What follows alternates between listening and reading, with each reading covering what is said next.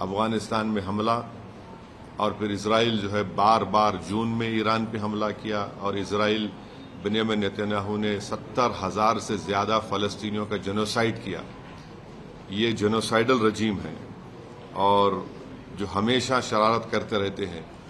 तो ये मेरे एहसासात हैं अपनी पार्टी की तरफ से और मैं उम्मीद करता हूं कि हमारी गवर्नमेंट ऑफ इंडिया खामनई की मौत की मजम्मत करेगी और अगर ये जंग नहीं रुकेगी जो एक इल्लीगल है और कोई खतरा नहीं था किसी को, सिर्फ दबाना चाह रहे थे और जुल्म कर रहे हैं इस तरह वहां पर हमला करके, और इसके जो नताइज निकलेंगे वो बुरे निकलने वाले हैं। हम लोग अंडर एस्टिमेट कर रहे हैं, ये ख़त्म होने वाली नहीं। अगर ट्रंप और नेतन्याहू समझ रहे हैं कि रजीम चेंज होगा ईरान में, मैं नहीं समझता कि रजीम चेंज होने जाने वाला है। सर, पूरे वैश्विक पटल पे पहले ये जो टैरिफ का वो आया, उसके बाद वेनेजुएला की जो घटना घटी और ये घटना, इसको आप कैसे देखते हैं? क्योंकि अमेरिका लीड करता रहा है।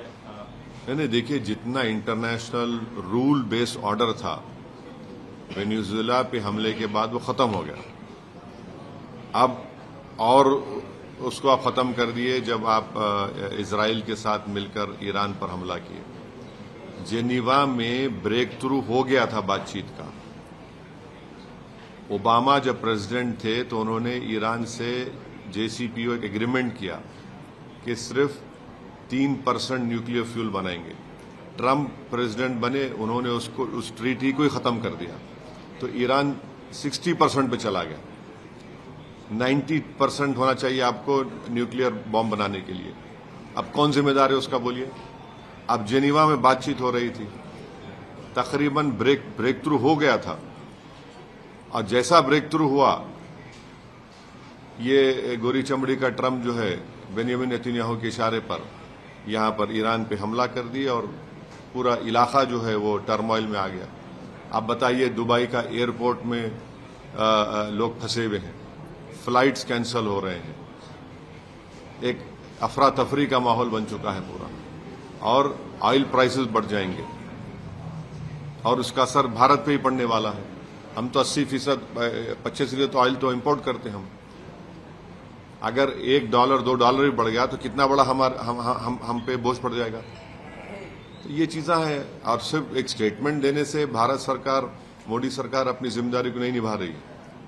उनको ये पूरी कोशिश करना चाहिए। याद रखिए, अगर ये आग फैल गई जंग की, तो जाहिर है ये तमाम ममालिक में हमले हो रहे हैं, तो फिर इसका नुकसान भारत के ही उन करीब 1 करोड़ जो लोग मेहनत करते हैं वहां पर और अपने गाढ़े खून की कमाई से भारत को फॉरेन एक्सचेंज भिजाते, उनका मुस्तकबिल क्या होगा फिर?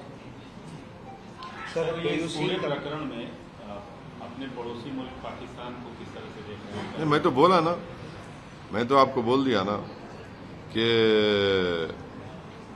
पाकिस्तान भारत का नेबर है। इसराइल के अतराफ में जितने नेबरिंग कंट्रीज है, चाहे लेबनान हो, सीरिया हो, कतर हो, इन तमाम ये दोनों कंट्रीज जो है अपनी शरारत और अपने ईविल जहनियत से अपने पड़ोस में सुकून से रहने देते किसी को, और पाकिस्तान अफगानिस्तान पे हमला कर दिया और इसराइल जो है वही कर रहा है।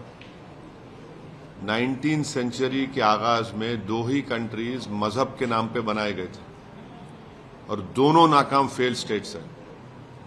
ये आपके सामने मिसाल है, देख रहे हैं आप। एक तो जेनोसाइड कर रहा है फलस्तीनियों का 75 साल से, और एक रेसिस्ट और डिस्क्रिमिनेटरी स्टेट अगर कहीं दुनिया में है तो इसराइल है, और ये पाकिस्तान कभी भी भारत को सुकून से रहने नहीं देगा। हमेशा टेररिज्म को प्रमोट करता है और प्रमोट करता रहेगा।